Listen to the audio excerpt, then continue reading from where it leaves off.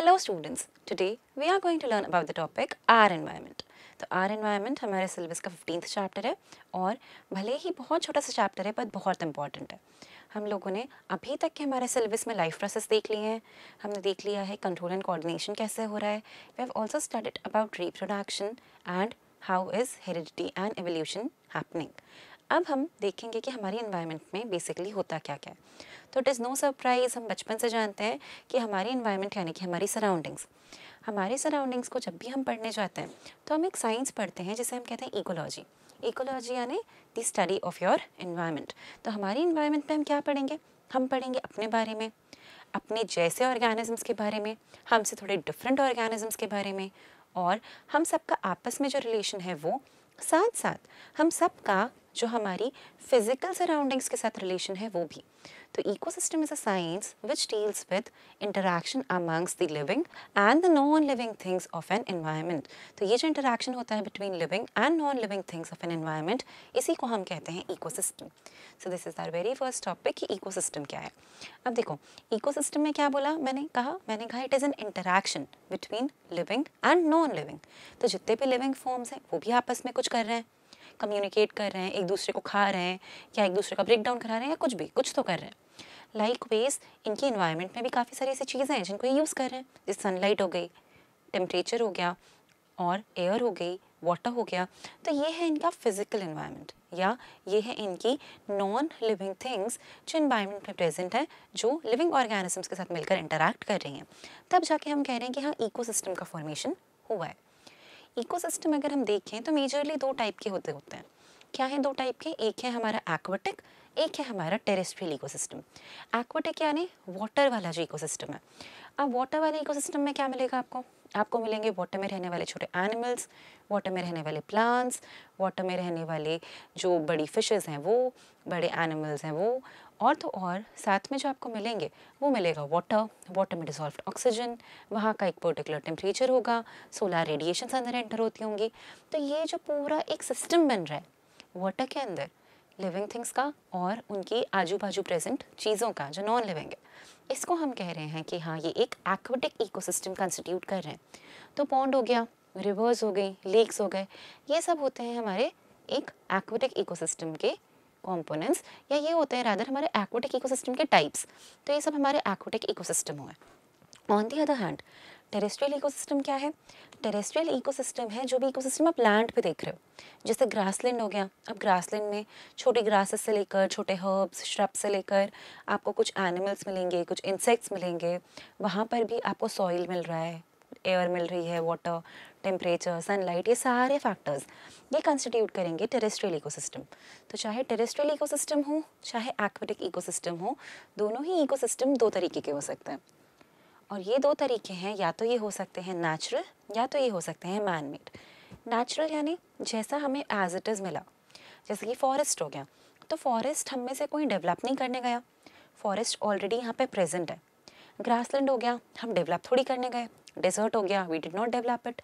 तो ये जो नेचुरली एज इट इज़ बना हुआ है and we can just go and study them and just go and see them, तो ऐसे वाले इकोसिस्टम्स कहलाते हैं natural ecosystem. On the other hand man made ecosystems वो हैं जिनमें ह्यूमंस ने आर्टिफिशियली ऐसा कुछ किया है कि एक ऐसी सराउंडिंग्स क्रिएट कर सकें कि लिविंग और नॉन लिविंग मैटर वहाँ पर रह पाए। जैसे कि आप देखो, आपने घर में एक्वेरियम बनाया है, एक्वेरियम में पानी आपने भरा, एक्वेरियम के लिए फिशेज़ आप लेकर आए, उसमें प्लांट्स आपने उगाए, ऑक्सीजन का मीटर आपने लगाया। तो ये जो भी चीज़ें हुई ये आर्टिफिशियली करी गई हैं ह्यूमंस के द्वारा, इसीलिए इसे हम कहते हैं एक मैन मेड इकोसिस्टम। तो ये हो गया मैन मेड एक्वाटिक। और मैन मेड टेरेस्ट्रियल कौन सा हो गया? Crop fields. हम क्या करते हैं? खेती बाड़ी करते हैं। तो we just go at a patch of land and वहीं पे जाकर हम सॉइल की खुदाई वुदाई करेंगे, सीड्स को सो करेंगे, देन अलग अलग क्रॉप्स उगेंगी। वहाँ पर अलग फिर उन पर फीड करने वाले कुछ एनिमल्स भी होंगे, कुछ इंसेक्ट्स भी होंगे जो पॉलिनेशन कराएंगे। तो वहाँ का जो इकोसिस्टम बनेगा वो कहलाएगा क्रॉप फील्ड वाला एज मैन मेड इकोसिस्टम। तो ये मैन मेड का टेरेस्ट्रियल इकोसिस्टम है। तो इसीलिए हमने कहा कि इकोसिस्टम पहली बार तो दो तरीके के हो रहे हैं, जहाँ पर प्रेजेंट है उस हिसाब से, जैसे वाटर में प्रेजेंट है तो एक्वाटिक, लैंड पे प्रेजेंट है तो टेरेस्ट्रियल। इसमें भी एक्वाटिक मैन मेड भी है और एक्वाटिक नेचुरल भी है। तो नेचुरल है हमारे रिवर्स, ठीक है, और यहाँ पर जो आर्टिफिशियल है वो है एक्वेरियम यानी मैन मेड। यहाँ पर जो थे हमारे नेचुरल टेरेस्ट्रियल में आ जाएंगे फॉरेस्ट, ग्रासलैंड, डेजर्ट्स, ठीक है। और जो हमारे मैन मेड में आ जाएंगे वो होंगी हमारी क्रॉप फील्ड्स। तो बहुत सिंपल सी चीज़ है, बट स्टिल इस पे भी 1 या 2 मार्क का क्वेश्चन आप एक्सपेक्ट कर सकते हो। अब इकोसिस्टम को अगर हमें ढंग से पढ़ना है तो हमें पता होना चाहिए कि इकोसिस्टम में क्या क्या चीज़ें प्रेजेंट है। तो हर एक इकोसिस्टम के बेटा अपने अपने कंपोनेंट्स होते हैं। कंपोनेंट्स यानी कि पार्ट्स होते हैं। तो हर एक इकोसिस्टम में कुछ उसके बायोटिक पार्ट्स होते हैं, कुछ होते हैं उसके एबायोटिक पार्ट्स। बायोटिक यानी वो जिनमें लाइफ है। तो जितने भी लिविंग फॉर्म्स आपको वहाँ मिल रहे हैं वो बनाएंगे उस इकोसिस्टम का बायोटिक कंपोनेंट, और जितने भी आपको वहाँ पर नॉन लिविंग थिंग्स मिलेंगी वो बनाएंगी उसका एबायोटिक कंपोनेंट। तो इकोसिस्टम के 2 कंपोनेंट्स हैं, these are biotic and abiotic. इसके बाद हम बायोटिक और एबायोटिक को थोड़ा सा डिटेल में देखेंगे। कुछ ऐसा नया नहीं है, आई नो आप लोग ये बातें बचपन से जानते हो, तो आप लोग को एक मियर रेपिटेशन लग रहा होगा, बट हाँ इस बेसिक से रेपिटेशन के बाद इसमें कुछ 2-3 ऐसे टॉपिक्स हैं इस चैप्टर में जो वाकई इंपॉर्टेंट है, जिनको एग्ज़ाम के लिए हमें बहुत इंपॉर्टेंट और बहुत ध्यान से पढ़ना है, क्योंकि वो 100% स्कोरिंग क्वेश्चंस हैं। तो देखो, बायोटिक हो गया, एबायोटिक हो गया। एबायोटिक में क्या आएगा, वही एयर, वाटर, लैंड। और बायोटिक में क्या आएगा, बायोटिक में आएंगे सारे लिविंग ऑर्गेनिजम्स जैसे कि plants, animals and in fact micro organisms भी। तो वो आ जाएंगे हमारे बायोटिक कॉम्पोनेंट्स में। अब देखो, बायोटिक कॉम्पोनेंट्स को हम मेजरली 3 तरीके से क्लासीफाई करते हैं। हम कहते हैं या तो ये प्रोड्यूसर्स होंगे। जब मैं कह रही हूँ कि ये प्रोड्यूसर्स होंगे, तो प्रोड्यूसर कौन है भाई, जो खाना बनाए। अब आप खुद जानते हो खाना कौन बना सकता है। खाना बना सकते हैं ग्रीन प्लांट्स, और ग्रीन प्लांट्स के अलावा खाना बना सकते हैं कुछ बैक्टीरिया।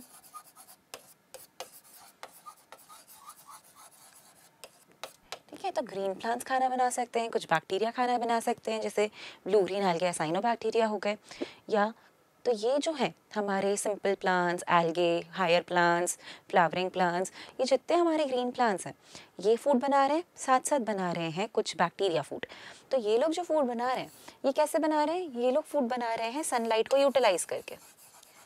तो ये लोग सनलाइट को यूज़ कर सकते हैं, और सनलाइट को यूज़ करके फोटोसिंथेसिस की प्रोसेस से फूड प्रिपेयर कर सकते हैं।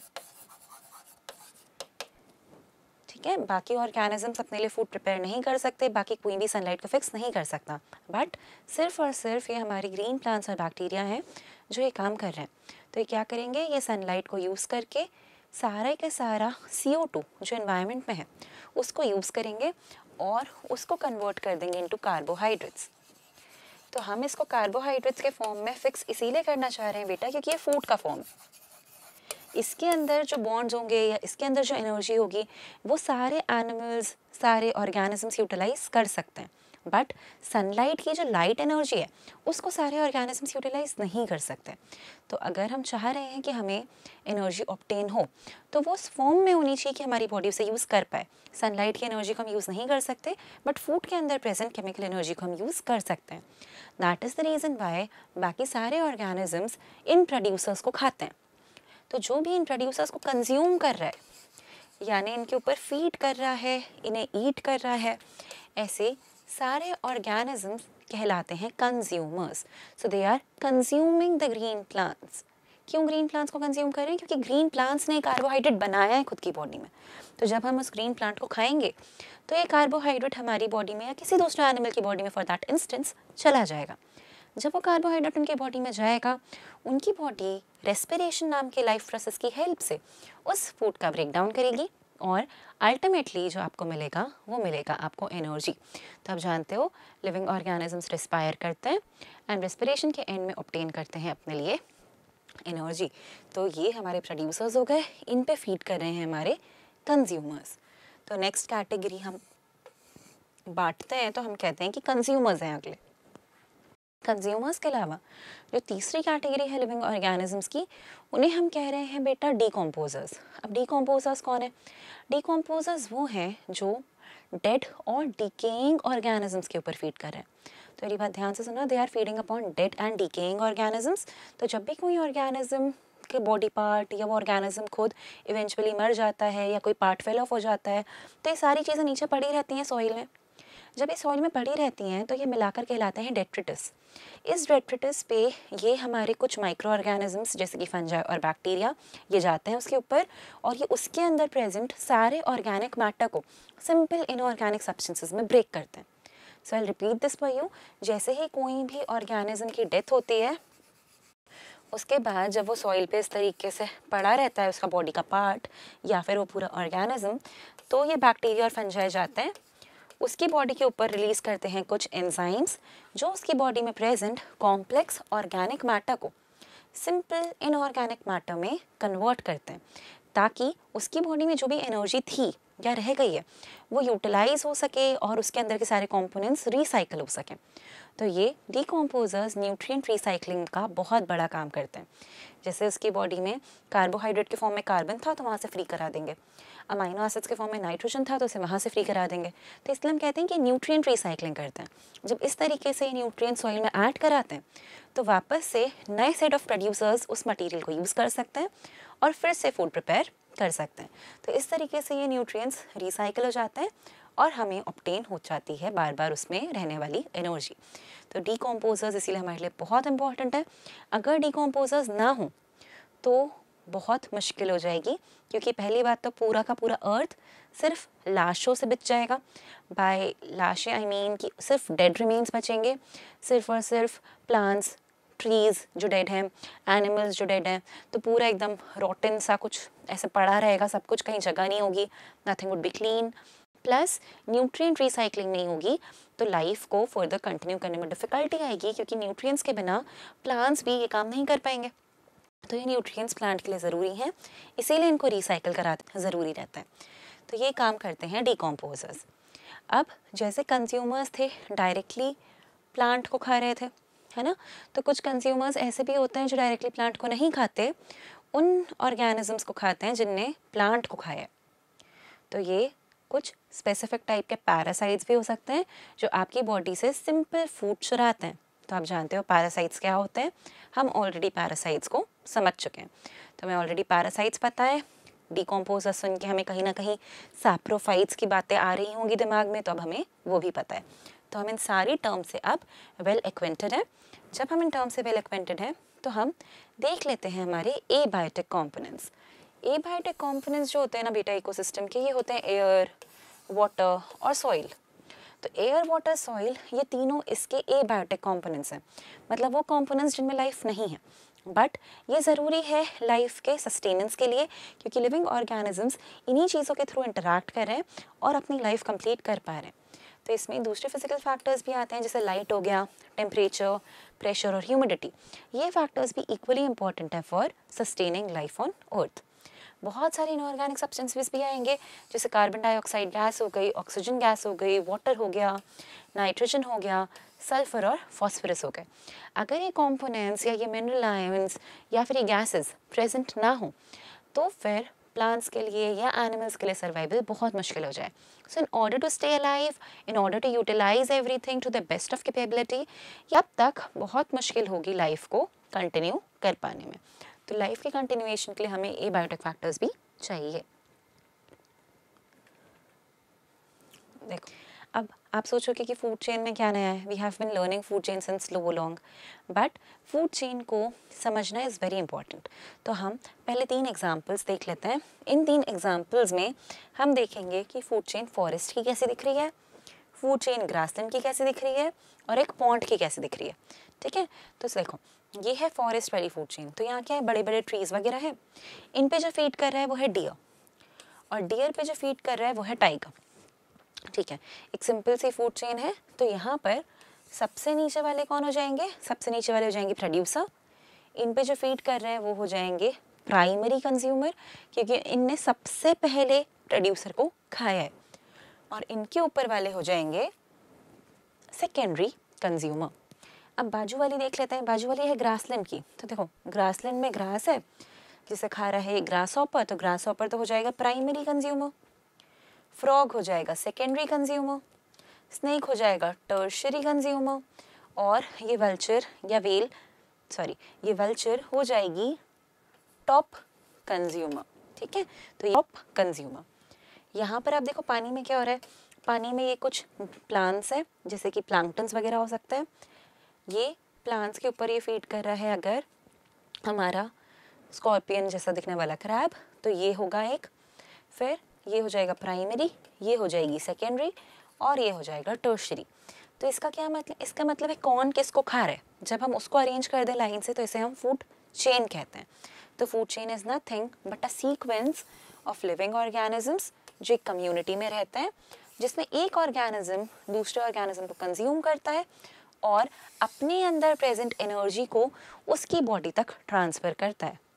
ठीक है, तो मैं फिर से रिपीट करती हूँ, क्या है, this is a sequence of living organisms जिसमें कॉमनली एक ऑर्गेनिज्म दूसरे ऑर्गेनिज्म को खा रहा है और उस ऑर्गेनिज्म के अंदर जो एनर्जी प्रेजेंट थी वो अब इस ऑर्गेनिज्म के अंदर ट्रांसफ़र हो रही है। तो ऐसे सीक्वेंस ऑफ लिविंग तो उन्हें हम कह रहे हैं प्रोड्यूसर्स। तो फर्स्ट ट्रॉफिक लेवल पे हमेशा आपको प्रोड्यूसर्स मिलेंगे, इनको खाने वाले आपको मिलेंगे सेकेंड ट्रॉफिक लेवल पे, और सेकेंड ट्रॉफिक लेवल के ऑर्गेनिजम्स को हम कहेंगे एज प्राइमरी कंज्यूमर्स। तो यहाँ पर जैसे कि ग्रास हॉपर था तो वो हो जाएगा प्राइमरी कंज्यूमर। फिर इनको खाने वाले कहलाएंगे सेकेंडरी कंज्यूमर्स, और सेकेंडरी कंज्यूमर्स रहेंगे at the third trophic level.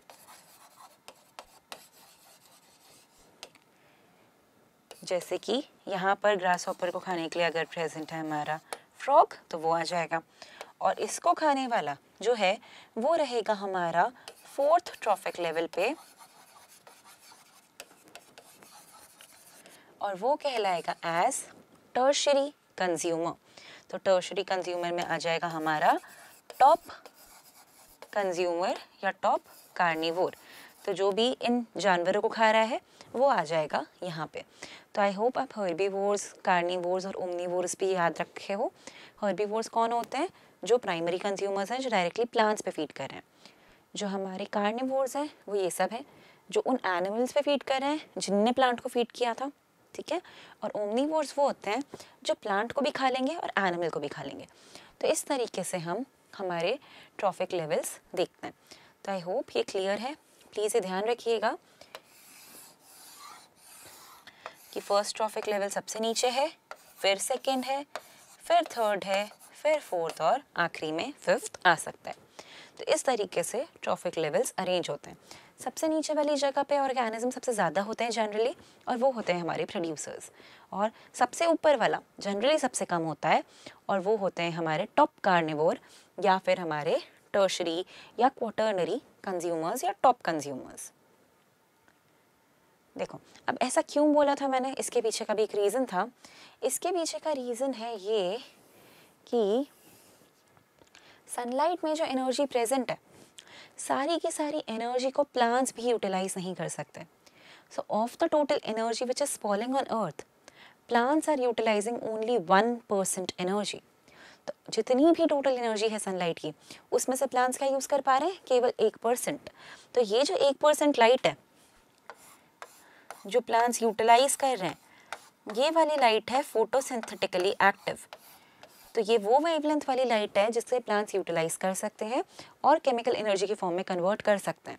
तो of the total light plants जो यूटिलाइज कर रहे हैं प्रेजेंटली वो सिर्फ 1% ही है। तो 5 से 10% फोटोसिंथेटिकली एक्टिव है, बट प्लांट्स उसकी भी केवल इतनी ही यूज़ कर रहे हैं। अब जब प्लांट्स इसको यूज़ कर रहे हैं तो प्लांट्स के अलावा इन्हें कोई यूज़ कर सकता है, नहीं कर सकता। क्या ये वाली जो 1% लाइट इनने यूज़ करी, इसके बदले में प्लांट सनलाइट को कुछ दे सकता है, नहीं दे सकता। मतलब क्या कि फ्लो ऑफ एनर्जी एक ही डायरेक्शन में, सन की एनर्जी प्लांट्स ही लेंगे, प्लांट्स की एनर्जी सन नहीं ले सकते। तो यहाँ पे क्या हो रहा है कि 1% एनर्जी ले सॉरी यहाँ पे क्या हो रहा है, 1% एनर्जी लेते हैं हमारे ग्रीन प्लांट्स सनलाइट से, और ये 1% एनर्जी चल जाती है प्रोड्यूसर्स में। अब प्रोड्यूसर्स इसको यूटिलाइज करके जो भी बनाएंगे, जितनी भी एनर्जी बनाएंगे, तो हम सपोज कर लेते हैं कि उनने बनाई जो एनर्जी वो है इक्विवेलेंट टू कितना, 30,000 जूल। तो हमने मान लिया कि इनने एनर्जी बनाई है जो है 30,000 जूल्स के बराबर। तो इनने इतनी सारी एनर्जी बना के रखी है 30,000 जूल्स। अब ये जो 30,000 जूल इनने बनाई है ना, ये पूरी की पूरी एनर्जी ये यूज़ नहीं करते। ये क्या करते हैं, ये यूज़ करते हैं उसमें से कुछ ही एनर्जी किस चीज़ के लिए यूज़ करेंगे, खुद की ग्रोथ के लिए, खुद के लाइफ के दूसरे प्रोसेस के लिए और सारी चीज़ों का ब्रेकडाउन वगैरह कराने के लिए। तो जहाँ जहाँ इनको एनर्जी की ज़रूरत है, जिस चीज़ का फॉर्मेशन कराने के लिए, सारे काम करेंगे एनर्जी को यूटिलाइज़ करके। तो ये लोग कुछ एनर्जी तो यूटिलाइज़ कर लेंगे और जो एनर्जी ये लोग यूटिलाइज़ नहीं करेंगे वो वाली एनर्जी एनवायरनमेंट में लॉस्ट हो जाती है इन द फॉर्म ऑफ हीट। तो एनर्जी, क्योंकि आप जानते हो कभी भी ऐसा डायरेक्ट गायब नहीं होती, सिर्फ फॉर्म चेंज करती है। तो ये जो एनर्जी इनके अंदर थी, केमिकल एनर्जी का फॉर्म ले सकती थी, वो एनर्जी हीट एनर्जी के फॉर्म में लूज़ हो जाएगी। तो कुछ एनर्जी यहाँ से गायब हो जाएगी। अब इनके पास जो एनर्जी बचती है, जो इन्हें अपने लाइफ प्रोसेस करने के बाद, एनवायरनमेंट में लॉस करने के बाद नेक्स्ट जनरेशन तक पहुँचा सकते हैं ये लोग, या जिनके पास रिमेनिंग है, जो नेक्स्ट ट्रॉफिक लेवल पे प्रेजेंट ऑर्गेनिज्म यूटिलाइज कर सकता है। ठीक है, let me be very clear, जो एनर्जी प्रेजेंट है, जो नेक्स्ट ट्रॉफिक लेवल का ऑर्गेनिज्म यूटिलाइज कर सकता है, वो एनर्जी होती है केवल 10%। तो बाकी 90% खुद यूज़ कर लेते हैं, हीट के फॉर्म में लूज़ कर देते हैं। केवल इनके पास से जो नेक्स्ट ट्रॉफिक लेवल तक जाती है वो एनर्जी होती है 10%। तो अगर यहाँ पर 30 थी तो 30 का 10 जाएगी, मतलब जाएगी लगभग 3000 जूल्स। तो सिर्फ 3000 जूल्स वह एनर्जी है जो नेक्स्ट ट्रॉफिक लेवल के लिए अवेलेबल है। अब सेम चीज़ इनके साथ होगी कि इनने जो प्लांट को खाया उसके बाद इनको इतनी एनर्जी मिली। अब इस एनर्जी में से ये हर्बीवोर्स भी, मतलब वो वाले एनिमल्स जो प्लांट को खा रहे हैं, वो भी केवल और केवल 10% एनर्जी ट्रांसफ़र कर सकते हैं, क्योंकि बाकी सारी एनर्जी सेम इनकी बॉडी में भी खुद के प्रोसेसेस यूज़ करने में खर्च हो जाएगी या फिर हीट के फॉर्म में लॉस हो जाएगी। तो 90% तो ख़त्म हो गई, तो जो ट्रांसफ़र हुई वो है केवल 10%। अब 3000 का 10% क्या होता है, 300 जूल। तो कार्निवोर्स तक पहुँची 300 जूल। तो ये हो गया हमारा फर्स्ट ट्रॉफिक लेवल, ये हो गया सेकेंड, ये हो गया थर्ड। अब थर्ड ट्रॉफिक लेवल के पास जो 300 जूल है बेटा, इसमें से भी 90% लॉस्ट हो जाएगी या यूज़ कर लेंगे वो लोग। तो जो बचेगी वो बचेगी केवल 10%, और ये 10% जाएगी टॉप कार्निवोर के पास, मतलब इनके पास पहुँचेगी 30 जूल्स ऑफ एनर्जी। तो आपने देखा कि एनर्जी किस तरीके से हर ट्रॉफिक लेवल पे कम होती जा रही है। तो ये एक रीज़न है कि एक तो सिंगल लाइन में एनर्जी का ट्रांसफ़र हो रहा है, क्योंकि टॉप कार्निवोर की एनर्जी ना सन के पास जाएगी, ना नीचे वाले के पास, ना नीचे वाले के पास। तो एनर्जी एक सिंगल डायरेक्शन में ही फ्लो करती है, that is from bottom to top. तो प्रोड्यूसर से लेकर ऊपर की तरफ ये एनर्जी ट्रांसफ़र हो रही है। प्लस क्या, प्लस ये क्योंकि बहुत कम एनर्जी अवेलेबल रहती है for the next trophic level to function, to sustain, इसीलिए ये फूड चेन्स कभी भी बहुत लंबी नहीं होती। बहुत लंबी इन द सेंस, कभी भी आप 6-7 ट्रॉफिक लेवल्स तक की फूड चेन नहीं पाओगे, मैक्सिमम 4 और 5 तो मैक्सिमम है ये, इससे ऊपर ही कभी नहीं जाती। क्यों नहीं जाती, क्योंकि इनके पास तो खुद ही के पास कुछ एनर्जी नहीं बची, 30 जूल तो एनर्जी बची है। अब इनको खाने वाला ऑर्गेनिज्म ऑलरेडी बड़ा है, उसका क्या होगा 3 जूल एनर्जी में, कुछ भी नहीं होने वाला। इसीलिए ये फूड चेन्स कभी भी इससे ज़्यादा लंबी नहीं होती और फूड चेन हमेशा रेस्ट्रिक्टेड रहती हैं टू 4 और मैक्सिमम 5 ट्रॉफिक लेवल्स। उससे ऊपर फूड चेन्स एग्जिस्ट नहीं करती नेचर में। तो हमने यहाँ पे क्या ध्यान रखा कि हर स्टेप पे सिर्फ और सिर्फ 10% एनर्जी ही है जो अवेलेबल है for next trophic level. The remaining 90% is being utilised और it is getting lost in the form of heat to the environment. तो ये एनवायरनमेंट के पास लॉस्ट होती जाएगी। तो सबसे नीचे फर्स्ट ऑफ प्रोड्यूसर्स थे, इनको खाने वाले हैं प्राइमरी कंज्यूमर्स, जिन्हें खा रहे हैं सेकेंडरी कंज्यूमर्स, जिन्हें फाइनली कंज्यूम कर रहा है एक टर्शरी कंज्यूमर।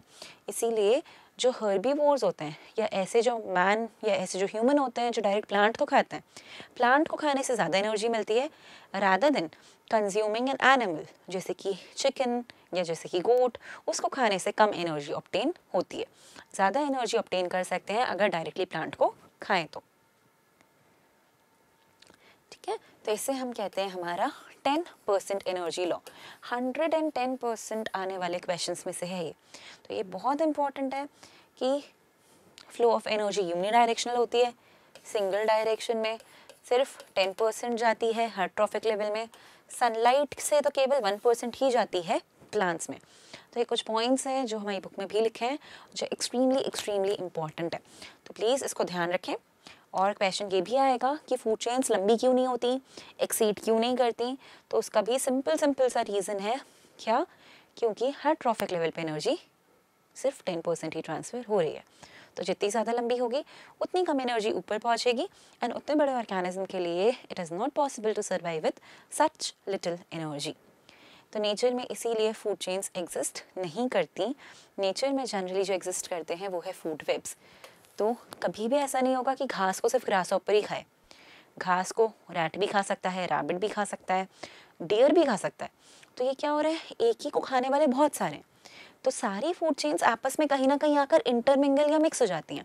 तो जब बहुत सारी फूड चेन्स आपस में मिक्स हो रही हैं, इंटरमिंगल हो रही हैं, तो हम कहते हैं कि ये पूरा एक नेटवर्क या जाल बन रहा है फूड चेन्स का, जिन्हें हम कहते हैं as food webs.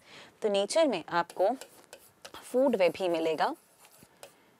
Food chain energy कैसे ट्रांसफ़र हो रही है वो समझने के लिए काफ़ी है, बट नेचर में जो रहता है वो रहता है फूड वेब। तो बहुत सारी फूड चेन्स जब इंटरडिजिटेट या इंटरमिंगल होकर इस तरीके का पैटर्न बनाती हैं, नेटवर्क बनाती हैं कि कौन किसको खा रहा है, कौन किसको खा रहा है, तो ये फूड वेब्स बनते हैं। तो नेचर में आपको फूड वेब ही मिलेंगे। तो प्लीज़ फूड वेब अच्छे से ध्यान से याद कर लेना। कोई भी एक फूड वेब इस तरीके से नाम लिखकर आ जाना, ड्राइंग बनाने की ज़रूरत नहीं होती है।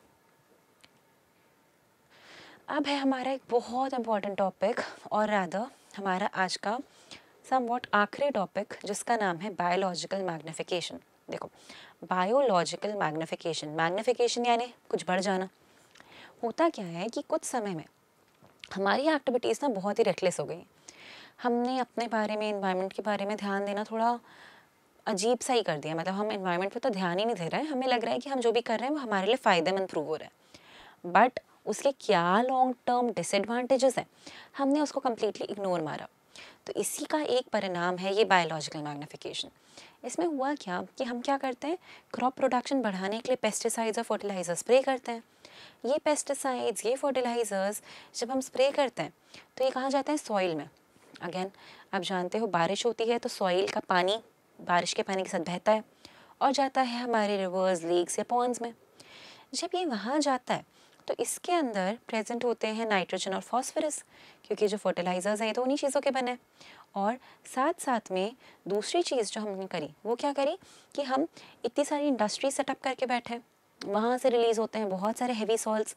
तो काफ़ी सारे सॉल्ट्स ऐसे होते हैं जैसे मर्क्यूरी के, प्लैटिनम के, पैडमियम के। तो ये जो कैडमियम, पैलेडियम, इन सब के जो सॉल्ट्स हैं मर्क्यूरी के, तो ये हेवी सॉल्ट्स हैं। ये कोई भी ऑर्गेनिज्म की बॉडी में यूटिलाइज नहीं होते, इसीलिए ये ना ब्रेक होते हैं, ना कंज्यूम किए जाते हैं, ना एक्सक्रीट किए जाते हैं, ये उनकी बॉडी में स्टोर्ड ही रहते हैं। तो ये भी पानी कहाँ फेंक रहे हैं हम, वाटर में। तो ये भी चला गया पानी वाटर में, जो इन इंडस्ट्री से रिलीज़ हो रहा है विद दीज हेवी सॉल्ट्स। अब ये हेवी सॉल्ट्स वाला पानी जब यहाँ आता है तो हमें लगता है कि हाँ ठीक है, पानी में इतना सा तो केमिकल है या इतने से तो सॉल्ट्स हैं। तो पूरे पानी में अगर हैं 0.0000003 पार्ट्स पर मिलियन केमिकल्स, या ये हमारे हेवी सॉल्ट्स जैसे मर्क्यूरी के सॉल्ट्स, फिर क्या होगा, इस पानी पे कुछ ऑर्गेनिजम्स फीड कर ही रहे हैं जैसे ज़ूप्लैंक्टन। तो ये ज़ूप्लैंक्टन में पानी पी रहे होंगे, तो पानी में जितनी बार ये पानी पियेंगे उतनी बार ये केमिकल्स इनकी बॉडी में जाएंगे। तो इनकी बॉडी में इन केमिकल्स का काउंट बढ़ के हो जाता है 0.04 ppm। तो ये इनकी बॉडी में इतना था। अब इनको खाएंगी फिश, एक को तो खाएगी नहीं, बहुत सारों को खा रही हैं ये फिशेस। जब फिशेस इनको खाती हैं तो ये किसी भी ज़ूप्लैंक्टन की बॉडी में डीके नहीं हुए थे, ब्रेक नहीं हुए थे, डिकम्पोज नहीं हुए थे। तो ये सारे के सारे इकट्ठे होकर चले गए उस फिश की बॉडी में। तो जब ये सबके सब इकट्ठे होकर फिश की बॉडी में चले जाते हैं तो वैल्यू और बढ़ जाती है, और ये हो जाती है लगभग 0.5 ppm। तो ये 0.5 ppm तक बढ़ गई थी इन मछलियों में। अब इन छोटी मछलियों को खाएंगी बड़ी मछलियाँ, अगेन ना ब्रेक हो रहा है, ना यूटिलाइज हो रहा है, ना एक्सक्रीट हो रहा है, तो स्टोर्ड है। जैसे ही खाओगे एनर्जी भले ही चुल्लू भर मिले, बट इतना सारा जो केमिकल है जो हार्मफुल है वो आपको मिल जाएगा। तो ये चला गया इस फिश की बॉडी में। जब इसने इन छोटी फिशेस को खाया, अब इस फिश को खाने आई कोई बर्ड। जब वो बर्ड इन लार्ज फिशेस को खाती है तो उसकी बॉडी में ये कंसंट्रेशन एक्सीडिंगली हाई हो जाता है और पहुंच जाता है लगभग 25 ppm तक। तो ये जब 25 ppm की वैल्यू तक पहुंच जाता है तो ये बहुत ही हज़ार्डस, बहुत ही ज़्यादा अनोइंग या बहुत ही ज़्यादा ट्रबलसम हो जाता है इन बर्ड्स के लिए, क्योंकि ये जो सॉल्ट्स मर्क्यूरी के स्पेसिफिकली इन बर्ड्स की बॉडी में जाते हैं तो ये बर्ड्स की पूरी लाइफ साइकिल ख़राब करते हैं। उनके जो एग्स बनते हैं उनके शेल को थिन कर देते हैं, तो उनके एग्स एकदम थिन हो जाएंगे। थिन होने के कारण प्री मैच्योर ब्रेकेज होगा उनका, और प्री मैच्योर ब्रेकेज के कारण जो बर्ड की पॉपुलेशन है वो डिक्रीज होगी। तो आप लोगों ने प्रोबेबली रिसेंट पास्ट में ये चीज़ नोटिस भी करी होगी कि आजकल बर्ड्स उतनी देखने नहीं मिलती हैं जितनी पहले देखने मिलती थी, या फिर आपने कभी ना कभी अपने मदर फादर से, अपने सिस्टर्स ब्रदर्स से सुना होगा ऐसे कि यार पहले तो हमारे यहाँ बर्ड्स दिखती थी, हमने तो ये वाली बर्ड भी देखी, वो भी देखी। आज के में ये बर्ड्स काफ़ी कम हो गई हैं, और इन बर्ड्स के कम हो जाने के पीछे का रीज़न है ये बायोलॉजिकल मैग्निफिकेशन। और उससे भी बुरी बात ये है कि हमारा किया हुआ है। अगर हम इंडस्ट्रीज़ का जो वाटर है वो इस तरीके से इन हेवी सॉल्ट्स के साथ नेचुरल वाटर बॉडीज़ में नहीं जाने देते, तो ये पॉपुलेशन इस तरीके से डिक्लाइन नहीं होती। तो हम कभी भी अपनी चीज़ों को जब रेकलेसली मैनेज करते हैं और उस पर ढंग से ध्यान नहीं देते, तो हम जाने अनजाने इन्वायरमेंट को बहुत ट्रबल करते हैं। सेम चीज़ हमारे साथ भी हो रही है, ऐसा नहीं है सिर्फ बर्ड्स के साथ हो रही है। हम भी तो वही केमिकल्स वाला जो फ्रूट्स हैं वो खा रहे हैं। हमने क्या किया, केमिकल पेस्टिसाइड सब स्प्रे कर दिए, और फिर उसके बाद सोचा कि हाँ चलो घर लाके फ्रूट को धो के खा लेंगे तो ठीक हो जाएगा। बट ऐसा कुछ नहीं होता जाता। अंदर जो केमिकल्स इकट्ठे हो गए थे वो कवर को धोने से नहीं साफ़ हो रहे हैं। तो जब हम इसको खाते हैं तो हमारी बॉडी में और इकट्ठा हो जाता है, तो और अल्टीमेटली हमें ही हार्म करता है। तो हमारी एक्टिविटीज़ हमें ही हार्म करेंगी ना लॉन्गर टर्म, अगर हमने अभी उनको सेंसिबली मैनेज नहीं किया तो। और अभी हम उसे सेंसिबली मैनेज नहीं कर रहे हैं, इस बात में कोई भी डाउट नहीं है। तो हमें अपनी एक्टिविटीज़ पे बहुत ज़्यादा ध्यान देने की ज़रूरत है, ताकि ये जो बायोलॉजिकल मैग्निफिकेशन है ये थोड़ा कंट्रोल में आए। क्योंकि हमें हमेशा ध्यान रखना पड़ेगा कि we as human we occupy the top most trophic level. तो हम में जो भी आएगा वो हर बार बढ़ बढ़ के आएगा। एनर्जी इतनी सी मिलेगी, बट ये हार्मफुल केमिकल्स इतने सारे एक्यूमुलेट होकर आएंगे। तो इसीलिए अगर हम अपनी ही सेल्फिश नीड्स के हिसाब से भी चलें तो भी it is very necessary for us कि हम इस चीज़ का ध्यान दें और बायोलॉजिकल मैग्निफिकेशन थोड़ा कम करें, क्योंकि इसकी जगह पर आप भी हो सकते हो, तो होते ही हो रहा था। तो इसीलिए हमें इस चीज़ का ध्यान रखना चाहिए। After this in the next class we will see कि हमारे इफ़ेक्ट्स या हमारी रेकलेस बिहेवियर के कारण एनवायरनमेंट पे क्या क्या कॉन्सिक्वेंसेस पड़े। So we'll learn about the ozone layer, we'll learn about the greenhouse effect, and we will learn what can be done and how can we manage the garbage we have produced. So all these topics I'll cover in the next class. This is all for the today's class. Thank you.